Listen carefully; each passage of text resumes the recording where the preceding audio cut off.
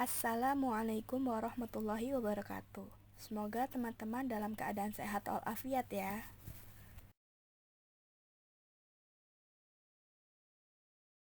Pada kesempatan kali ini, kami kelompok 12 beranggotakan Muhammad Yunus, Windy Adelia Manulang, dan saya sendiri Yuli Tiutami.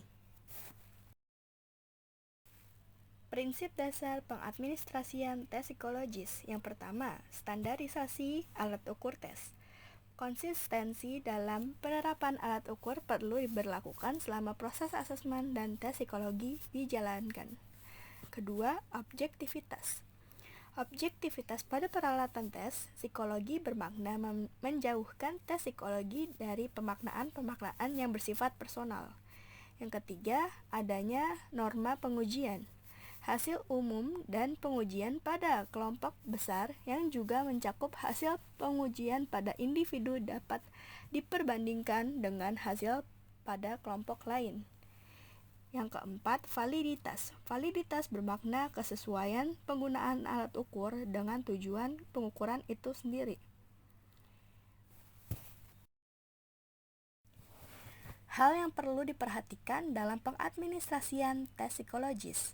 Yang pertama, jadwal tes disusun oleh tester atau penguji tes sesuai dengan aktivitas dan waktu yang telah tersusun. Yang kedua, banyak negara dalam administrasi tes intelijensi atau instrumen tes psikologi dalam diagnostik kepada anak harus sesuai dengan persetujuan kepada keluarga, wali, atau orang lain yang bertanggung jawab secara hukum atas anak. Yang ketiga, tester harus cukup terlatih dengan menyadari kebutuhan akan keamanan tes sebelum dan sesudah administrasi tes, serta menerima tanggung jawab. Yang keempat, penguji atau tester harus memahami dan mengenal secara jelas alat tes yang digunakan, sehingga tidak terjadi malpraktek. Yang kelima, tester harus memastikan bahwa setting tempat, variabel, waktu pelaksanaan tes, kondisi lingkungan, temperatur, suara, dan ventilasi, serta kondisi psikologi individu berupa motivasi, konsentrasi, dan performa harus diperhatikan. Kualitas ruangan perlu dijaga sehingga dapat mempengaruhi individu. Analisis dan interpretasi hasil tes untuk bimbingan dan konseling. 1. Pensakoran tes harusnya menggunakan seperangkat jawaban yang telah ditetapkan sebelumnya, melibatkan penetapan norma-norma untuk memberi arti terhadap suatu skor dalam kaitannya dengan beberapa referensi pokok. Tujuannya adalah agar setiap testi mendapat perlakuan yang sama. 2. Pada suatu tes objektif, pengambilan tes seharusnya memperoleh skor yang sama dari pemberi skor yang berbeda, dengan tujuan agar bisa beropini, sikap-sikap, dan lain-lain tidak mempengaruhi hasilnya. Tipe tes objektif paling lazim adalah berisi pertanyaan multiple choice. Lainnya adalah true or false. 3. Suatu tes yang reliable akan menghasilkan suatu hasil yang konsisten dengan pencobaan yang telah dilakukan secara berulang-ulang atau dalam kesempatan yang berbeda dengan tes yang sama maupun item yang ekuivalen.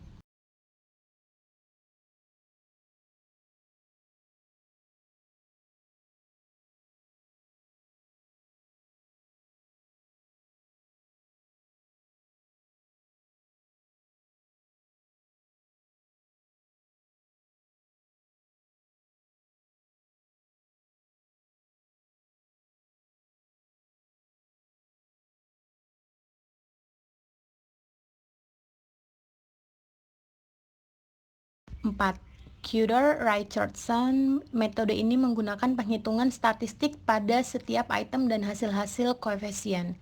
5. Kualitas terpenting dalam suatu tes. Validitas berarti mengukur apa yang seharusnya diukur, merujuk pada pengertian apakah hasil tes sesuai dengan yang dirumuskan dan telah sampai mana tes itu telah mengukurnya.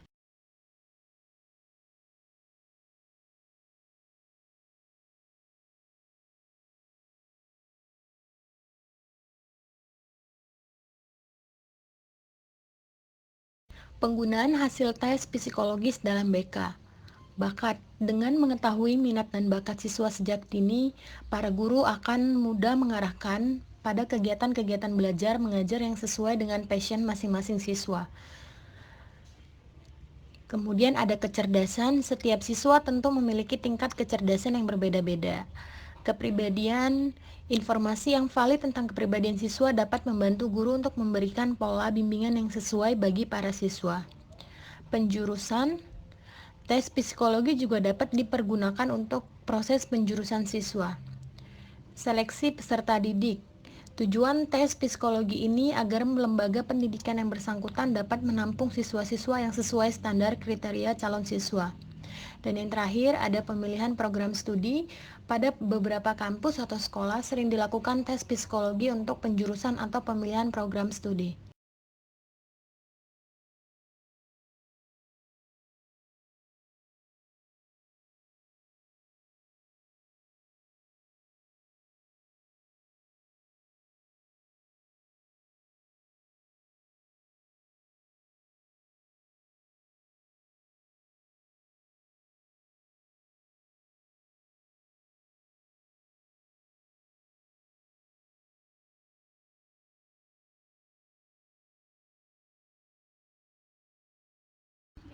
Kode etik penggunaan hasil tes psikologis. Yang pertama ada kerahasiaan, confidentiality. Karena kesejahteraan klien ditempatkan pada tempat yang utama, maka konselor menerima tanggung jawab untuk mempertahankan kerahasiaan hubungan dengan klien. Yang kedua, keamanan tes atau tes security. Tes adalah merupakan suatu alat profesional dan sebagai suatu alat profesional maka penyebarannya hanya terbatas dengan menggunakan kompetensi teknik yang tepat. Tes yang belum dibakukan seharusnya tidak dipergunakan karena belum dijamin keamanannya.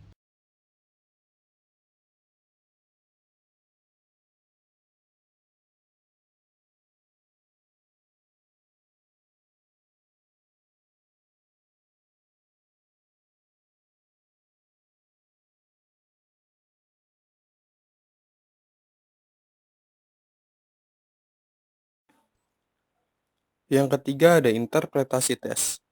Material atau bahan-bahan tes dan skor tes semestinya diperuntukkan hanya terhadap individu-individu yang berwenang menggunakannya.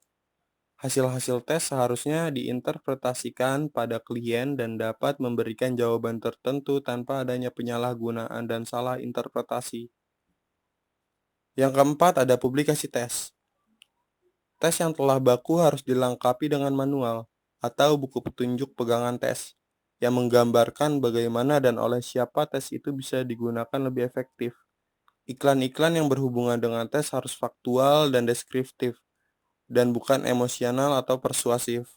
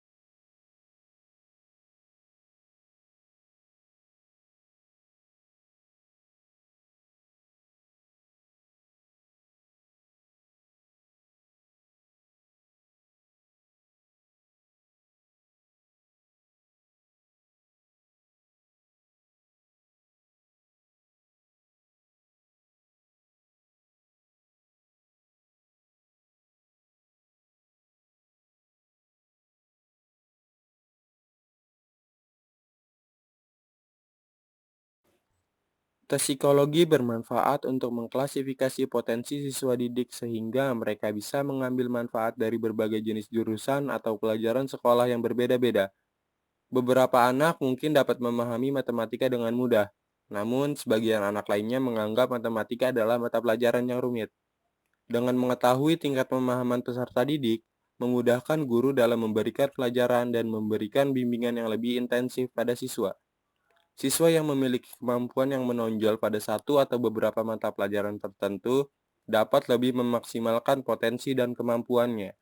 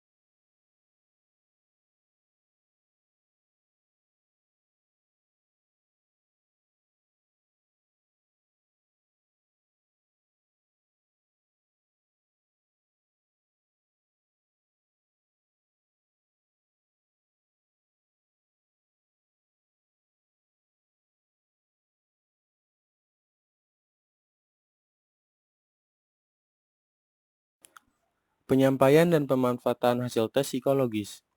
Etika psikolog dalam menyampaikan hasil pemeriksaan psikologi bisa dilihat dari bagaimana cara menjaga kerahasiaan klien dalam urusan pencatatan, penyimpanan, pemindahan atau pemusnahan catatan data di bawah pengawasan yang bisa dalam bentuk tertulis atau lainnya.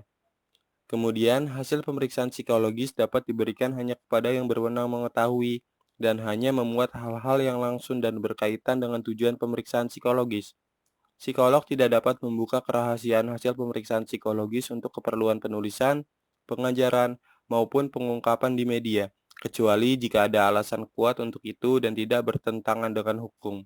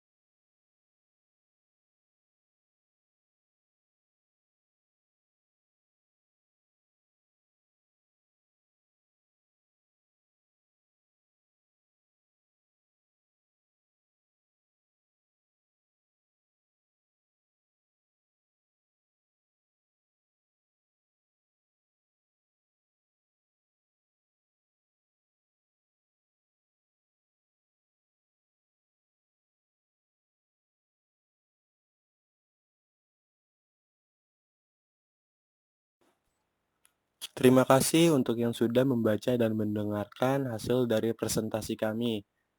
Semoga ilmu yang disampaikan dapat bermanfaat untuk kita semua.